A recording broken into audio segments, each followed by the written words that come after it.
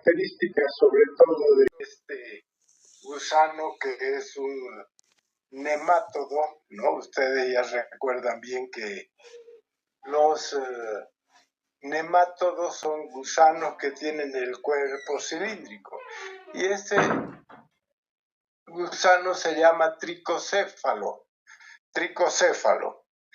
Y si dividimos la palabra tricocéfalo, trico quiere decir pelo, ¿ya? Trico. En latín creo que se dice tricho o en griego, trico. Y céfalo es cabeza, ¿no ve?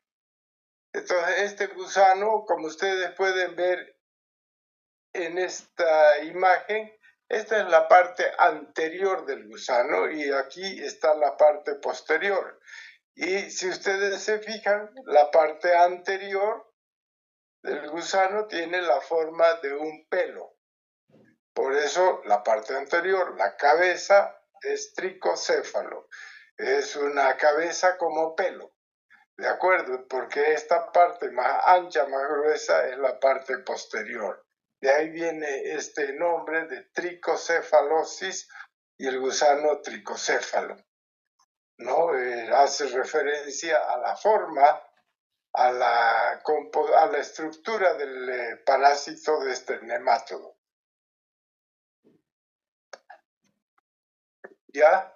También la tricocefalosis se conoce con el nombre de trichuriasis. ¿De acuerdo? Trichuriasis también hace referencia a que tiene una forma de pelo. ¿Ya? Trichus o trico es más o menos lo mismo. Y bueno, ¿qué es entonces como definición la tricocefalosis o trichuriasis? Es una geoparasitosis. Ya saben ustedes, cuando decimos geoparasitosis, quiere decir que el gusano obligatoriamente pasa parte de su proceso de maduración en la tierra. En otras palabras, los huevos, cuando son eliminados con las heces de la persona infectada, estos huevos tienen que estar en la tierra 1 o 2 semanas hasta que de embrión se van a convertir en una larva dentro del huevo y ese huevo que ha madurado en el suelo entonces se transmite por contacto de las personas con tierra contaminada, etcétera. De ahí viene el nombre de geoparasitosis. Entonces es una geoparasitosis intestinal que afecta sobre todo el colon, la región del colon, ya intestino grueso, y el nemátodo que pone huevos es Trichuris trichura. Este es el nombre del parásito en sí, del nemátodo, Trichuris trichura. Esta infección es sumamente frecuente en países con problemas de desarrollo económico, donde no hay buen sistema de alcantarillado, letrinización. Es sumamente frecuente, pero hay la suerte que cuando las infecciones son con pocos parásitos, entonces se comporta prácticamente como un comensal, es decir, sin producir un daño a la persona infectada. Ya es asintomático totalmente. Pero cuando la infección, el parásito se encuentra en grandes cantidades en el colon, entonces puede aparecer una sintomatología grave, ya como vamos a ver posteriormente. O sea que a mucha gente se le hace un examen de heces, se encuentran huevos de trícafalos y de Trichuris trichura, y en general es una infección benigna. En algunos casos hay sintomatología. Entonces, como hemos dicho, ya es una geohelmintiasis. Y aquí les cito otras geohelmintiasis que ya han estudiado o están estudiando. la ascaridiasis, la uncinariasis y la estrongiloidiasis. Aquí entonces añadiríamos a la tricocefalosis. ¿De acuerdo? Entonces, ambas, 4, no son ambas, sino todos estos parásitos necesitan que sus huevos maduren en el suelo.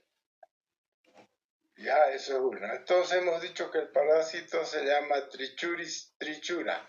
Ya, y hay muchas especies de trichura, ¿sí? Y tienen una gran variedad de huéspedes. ¿De acuerdo? Pero se puede encontrar en los perros, se puede encontrar en los gatos, trichuris, se puede encontrar en los caballos, se puede encontrar en el cerdo. El tamaño es un poco diferente, pero la característica del gusano es la misma, ¿no? Una parte anterior delgadita como pelo y una parte posterior más engrosada, lo que también ha hecho que le den el nombre de gusano látigo, ¿no? Porque el látigo tiene una parte engrosada, que es lo que se agarra con la mano, y la otra parte que es delgada con los que se golpea, ¿sí? Pero solo Trichuris trichura tiene importancia en los seres humanos. Las otras son otras especies de trichuris. Ya también es una enfermedad muy antigua. Los huevos de Trichuris trichura se han encontrado en una momia que databa de más de 3.300 años antes de Cristo. Entonces, en los intestinos de esa momia se ha podido detectar huevos. Entonces, como hemos dicho, es una parasitosis muy frecuente, cosmopolita, se encuentra bien en climas cálidos y húmedos.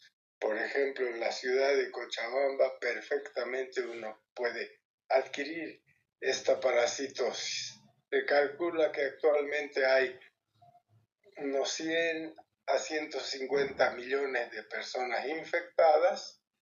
La enfermedad es mucho más frecuente y también más sintomática en niños.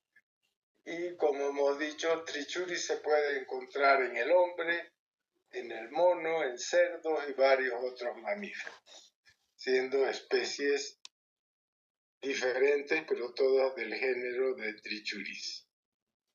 ¿Cómo se infecta uno? ¿Cómo se contamina? Por la ingestión de huevos embrionados que han madurado obligatoriamente en el suelo.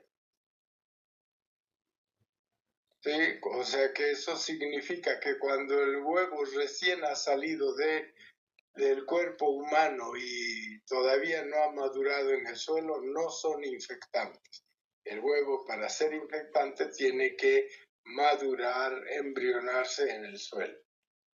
Acá tienen un dibujo sobre estos gusanos. Como ustedes ven, también se llama gusano látigo. ¿Sí? Porque tiene esta forma, ¿no es cierto? Miren, parece un látigo. Una parte gruesa, que en este caso es la parte posterior, y una parte anterior delgada que parece un látigo. Ya en este caso esta es la hembra, que tiene la parte posterior recta, y el macho que tiene la misma estructura con la diferencia de que en la parte posterior gruesa es enroscada y eso va a distinguir la hembra del macho. Este es hembra y este es el macho. Ya, y acá en el macho encontramos una espícula copulatriz que le sirve entonces para la cópula con la hembra. Ya los 2/3 anteriores tienen la forma de un filamento. ¿Qué tamaño son estos gusanos? Miren, La hembra adulta puede medir de 3 a 5 centímetros y el macho un poquito más pequeño, de 3 a 4,5 centímetros.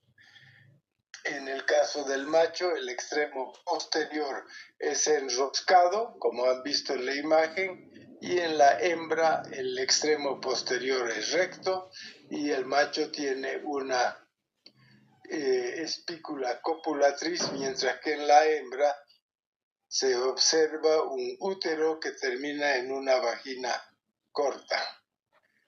Ya, entonces aquí tienen ustedes la hembra y aquí tienen esta vagina corta. Mientras que en el macho aquí está la espícula copulatriz. ¿Sí? Otra vez para recordar entonces las características de este gusano, es interesante por su forma, porque realmente parece un látigo, ¿no? Y ahí están tanto la hembra como el macho acá con su característico extremo posterior enroscado. Aquí tiene un hermoso dibujo de un Trichuris trichura macho, ¿sí? La parte gruesa o posterior con sus órganos reproductivos, un largo intestino, el intestino, ¿sí? La parte anterior delgada que termina en una pequeña cabeza donde se encuentra una especie de lanceta, ya le permite perforar la mucosa intestinal, penetrar en ella y adherirse muy bien a la mucosa intestinal del colon. Ya estas son imágenes de unas muestras de laboratorio, ¿sí? Están un poco no muy bien mantenidas, pero si ustedes consiguen pues una hembra o macho de este gusanito que es tan interesante y son de mis grupos prácticos, me las pueden traer y les voy a aumentar una buena cantidad de puntos en su nota final de práctica. Ya, pero no me van a traer huevitos. Ay, doctor, he traído a Trichuris tricocéfalo, pero son huevos. Lo que yo quiero son estos gusanos, que como aquí está completo, vean la parte gruesa y la parte anterior delgadita, enroscada, y aquí está la cabecita del gusano. Aquí para ver la espícula copulatriz del macho en la parte posterior. Y aquí ahora ya vemos la otra característica, es que también los huevos de este parásito tienen una forma que se llama forma de barril, forma de limón. Algunos dicen que tiene una forma también de salteña. Ya los huevos miden 25 a 50 micras de diámetro mayor. Se caracteriza porque hay dos tapones mucosos en los extremos del huevo. ¿Sí? Tienen una pared doble gruesa, vean ustedes, una pared doble, ¿sí? En general son de color café y dentro está, por supuesto, el contenido celular. De igual manera, acá tienen pues la pared doble gruesa, los dos tapones mucosos a los costados y aquí adentro el contenido celular que después en la maduración se va a ir embrionando. Ya otra vez, estas son imágenes de lo que les muestro en el laboratorio, ¿sí? Los huevos de Trichuris trichura o también huevos de tricocéfalo. Ya aquí ven otro, tiene siempre la misma característica, muy fáciles de reconocer. Uno cuando ve esto en el microscopio ya no se olvida, ¿sí? Bueno, cuando uno ingiere un huevo que ya está madurado, embrionado, en el intestino van a salir las larvas, ¿ya? O sea, uno consume huevos embrionados, terminan de madurar a nivel del colon y de allí van a salir larvas. Estas larvas inicialmente viven un tiempo en el intestino delgado y posteriormente migran y ya los adultos se localizan en la mucosa del colon. Este es un gusano hematófago. Ya, y mire, dice que consume entre 5 a 10 microlitros de sangre por oveja. Es una pequeña cantidad, muy pequeña. Pero claro, si ustedes tienen 500 gusanos o más, ya empieza a ser mucho más significativo. También en los libros dice que no produce anemia. Sí produce anemia, no solamente porque son gusanos hematófagos, sino porque también pueden producir un sangrado de la mucosa debido al mecánico como viven ellos en la mucosa y tienen una vida media de 4 a 6 años. Acá esta es una placa que les mostramos en práctica, en todo caso yo sí la tengo todavía. Sí, aquí ven el gusano, se ha perdido gran parte de su parte anterior, apenas se ve una pequeña porción, o sea que el gusano está medio cortado. Aquí también no se ve toda la parte anterior, pero este es un macho y este de acá es una hembra, y acá ven de todas maneras los mismos gusanos con esa característica tipa de trico, cabeza de pelo. Ya acá ven, hay una clara separación en esta fotografía. Todos los que están aquí son machos, ¿sí? Y todas las que están a este otro lado son hembras. Entonces los gusanos adultos, machos y hembras. El ciclo de vida es monoxénico, es decir, sucede todo en un huésped, no necesitan de ningún huésped intermediario, y todo el ciclo desde el huevo hasta el adulto y a colocar nuevamente huevos sucede en el mismo huésped. A eso se llama un ciclo monoxénico. Ya dura de 30 a 90 días. Entonces, primero los huevos no embrionados son eliminados por las heces, se embrionan en el suelo en 2 a 3 semanas, unos 10 días hasta 20 días, y esos huevos ya se convierten en huevos embrionados que son infectantes por geofagia, o sea, contacto con el suelo, ¿no? Alimentos que colocamos en el suelo, en la tierra, se contaminan, una fruta que se ha contaminado en el suelo, nuestras propias manos que pueden estar en contacto con el suelo, y geofagia, que quiere decir comer tierra, ¿no es cierto? O sea, no siempre que uno come tierra, pero al menos que los alimentos han estado en contacto con la tierra. Ya entonces los huevos ya embrionados, que han pasado unos días en la tierra, por vía oral llegan al intestino delgado, sobre todo a nivel del yeyuno. De ahí van a salir las larvas que quedan 2 a 3 días y luego descienden al colon, donde llegan a adultos y viven hasta 5 años. Ese es el ciclo. Los gusanos machos y hembras maduros tienen la característica de que por su extremo anterior, que es puntiagudo con una especie de lanceta que es retráctil, se enhebran en la mucosa por medio de su parte delgada, ¿ya? Y ayudado, por supuesto, por esta especie de lanceta retráctil que poseen.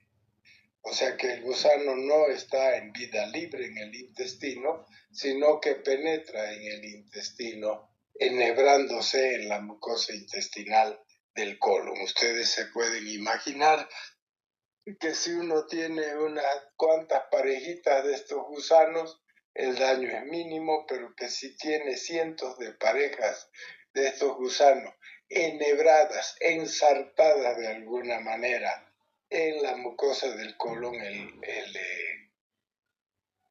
daño puede ser importante.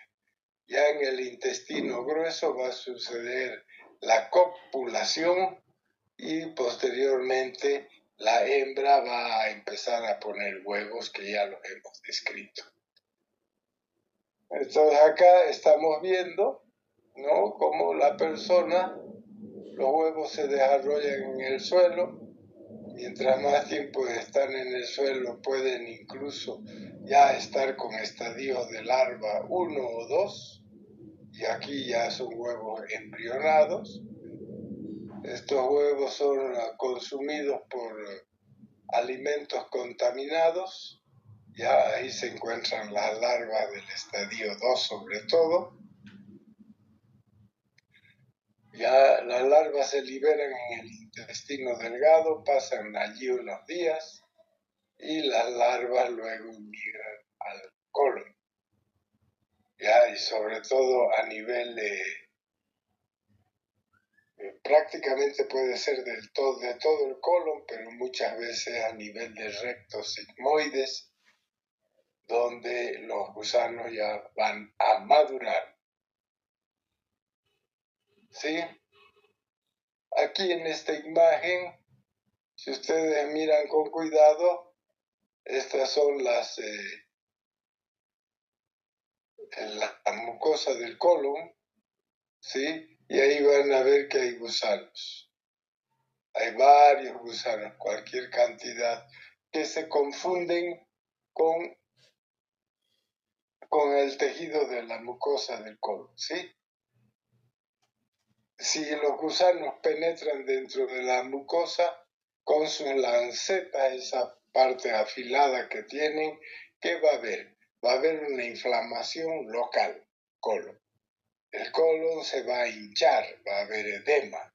Y también puede salir sangre, porque, a ver, pónganse cientos de alfileres en alguna parte de su cuerpo, va a sangrar también, ¿no es cierto? O sea que va a haber hemorragias, ya cuando las infecciones son, por supuesto, masivas.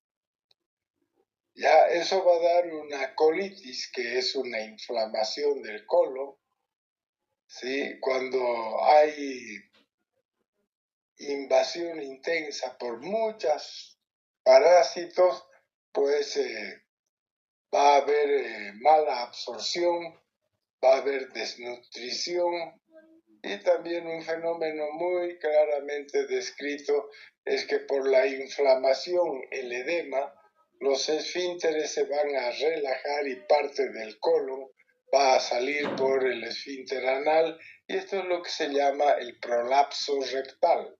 Si ustedes mirarían con una lupa acá en este pedazo de intestino del recto, lo que van a encontrar es que está lleno de gusanos, enhebrados, prendidos ahí, ¿sí? Cuando los gusanos llegan hasta el otro lado del intestino, llegan al apéndice, pues podrían obstruir el apéndice y dar una apendicitis. Bueno, esa es la patogenia. La patogenia, entonces, el daño a nivel del colon se debe a la presencia de los gusanos que penetran por su parte delgada a la mucosa intestinal y allí producen además irritación intensa y una colitis. Entonces, en general, la clínica, como ya habíamos dicho, si hay pocas parejas de parásitos, es asintomática. La penetración del gusano en la mucosa puede producir inflamación, edema y hemorragia, que ya hemos descrito, ¿no? Si con todo aquello hay además aumento de La desnutrición puede haber prolapso rectal y hay en general una colitis, inflamación del colon, y una proctitis, una inflamación del recto. ¿Esto cómo se va a manifestar? Por dolor abdominal, náuseas, vómitos, diarrea que muchas veces es crónica y mucosanguinolenta. Puede tener moco y sangre a veces la diarrea, no siempre. Va a depender de la cantidad de parásitos que hay. Como el colon está irritado, también puede haber tenesmo, ya contracturas dolorosas del colon. Puede desarrollarse anemia por la pérdida de la sangre, el consumo de la sangre por los propios parásitos y también pérdida de peso. ¿Sí? Evidentemente, si una persona tiene muchas pares de parásitos, varios cientos de pares, a la larga va a haber problemas de enflaquecimiento. En los niños se va a observar una falta de desarrollo de peso y de la estatura, lo que se llama una falta de desarrollo pondoestatural, palidez porque hay anemia, diarrea con moco y sangre, que ya hemos explicado cuál es el mecanismo, ¿no es cierto? La presencia de los gusanos enhebrados en el colon, tenesmo, ¿sí? Y muchas veces cuando la enfermedad es muy crónica, los dedos, por la anemia crónica, la desnutrición, dan este tipo de dedos que se llaman dedos en palillo de tambor. Es decir, la parte extrema terminal de los dedos se ponen poco irrigados, se engruesan y parecen un palito de tambor. Bueno, ¿cómo se hace el diagnóstico? El diagnóstico es bastante simple. Hay que hacer un examen coproparasitológico seriado y observar las muestras en el microscopio. Otra manera de hacer el examen, menos, digamos, mucho más agresiva y menos frecuente, es hacer una rectosigmoidoscopía. En general eso lo hace porque ustedes están pensando en otro tipo de diagnóstico. Por ejemplo, están pensando, este paciente tal vez tiene un cáncer de colon, veremos si encontramos algo a nivel del colon o del recto sigmoides, y entonces ahí lo que encuentran es un colon que tiene gusanos, que están bien adheridos a la mucosa intestinal. ¿De acuerdo? ¿Qué van a encontrar en el coproparasitológico? Pues esto. Van a encontrar los huevos de Trichuris trichura. Bueno, el diagnóstico diferencial se hace con otras enfermedades que también producen una colitis, como mediasis por entomeba histolítica, la balantidiasis, que de igual manera puede producir ulceraciones y disentería por balantidium, ¿no? La disentería basilar también, ¿sí? Y cuando se hace un examen de sangre, pues van a encontrar una anemia sin eosinofilia, sin aumento de los eosinófilos. Ya aquí, por ejemplo, se ha hecho una rectosigmoidoscopía y esto es lo que se observa.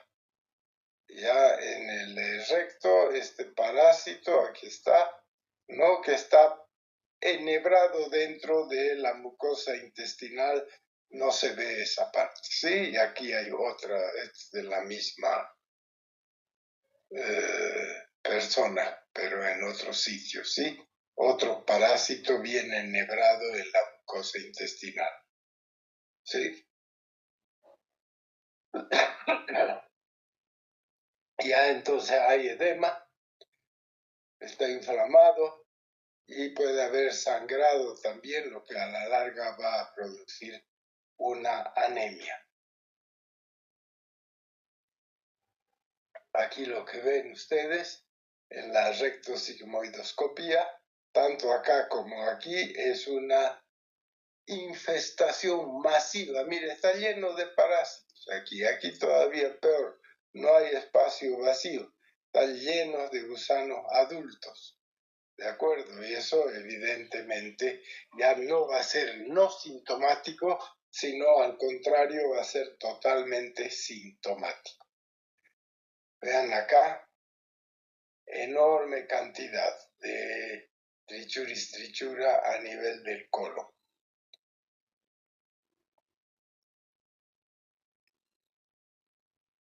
Aquí lo que se está haciendo es tratando de hacer una extracción de un gusano, esta es la pinza y se le está tratando de atrapar y se lo va a jalar de tal manera que salga arte delgada de la mucosa y se lo va a extraer.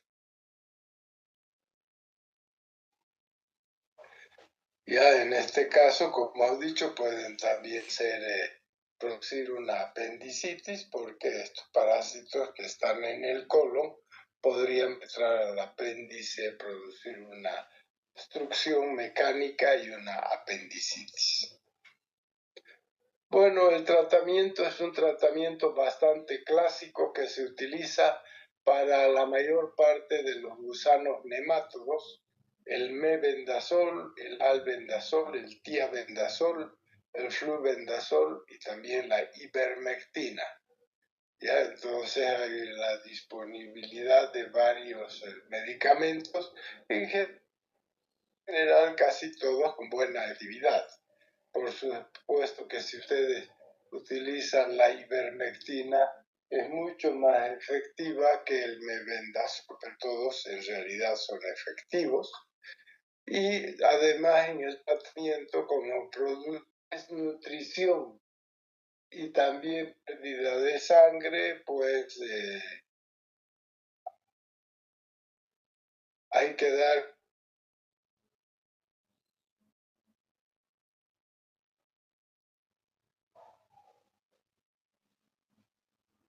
una dieta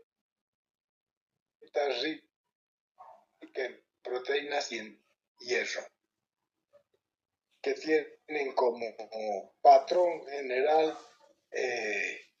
la presencia de los huevos en el suelo, ¿no es cierto? Entonces, disposición correcta de las excretas, evitar la geofagia, que quiere decir comer tierra. También es cierto que sobre todo muchos niños, las niñas cuando juegan y vienen tierra en una maceta, quieren tomar un poquito de tierra, hacerse un pancito de tierra y se lo comen.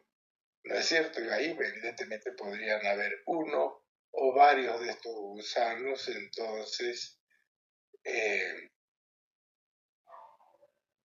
adquieren la enfermedad. Otra de las medidas preventivas es que hay que tratar a los portadores asintomáticos. No se quejan de nada, pero de sus veces se han encontrado huevos. Entonces hay que tratarlo porque si no hay buena disposición de excretas, va a ser un mecanismo importante de diseminación de la enfermedad. Muy bien, con eso hemos terminado este tema. No sé si hay alguna pregunta.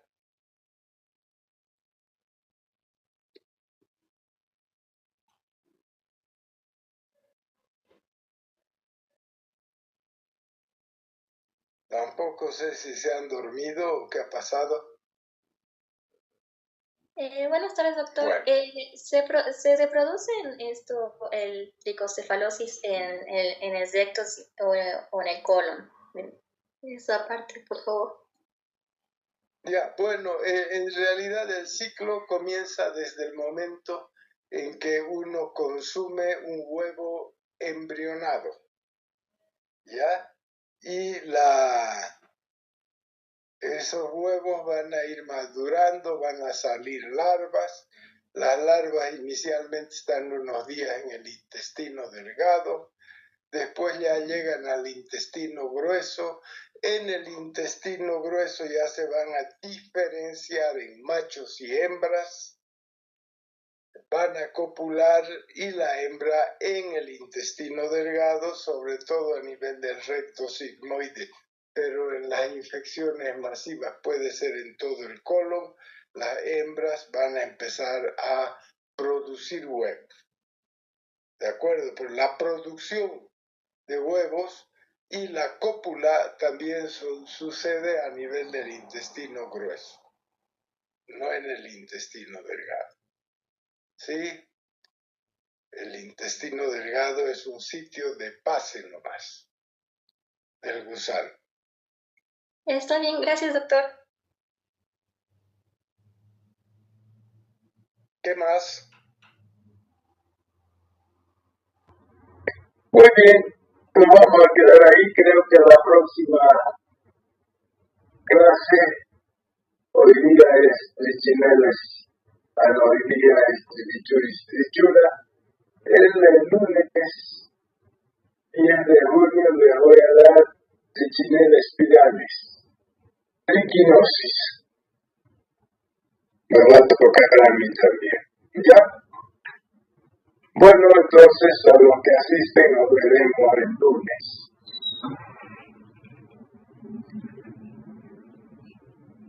Buenas tardes. Hasta luego, doctor. Hasta luego. Hasta luego. Hasta luego, doctor. Hasta luego.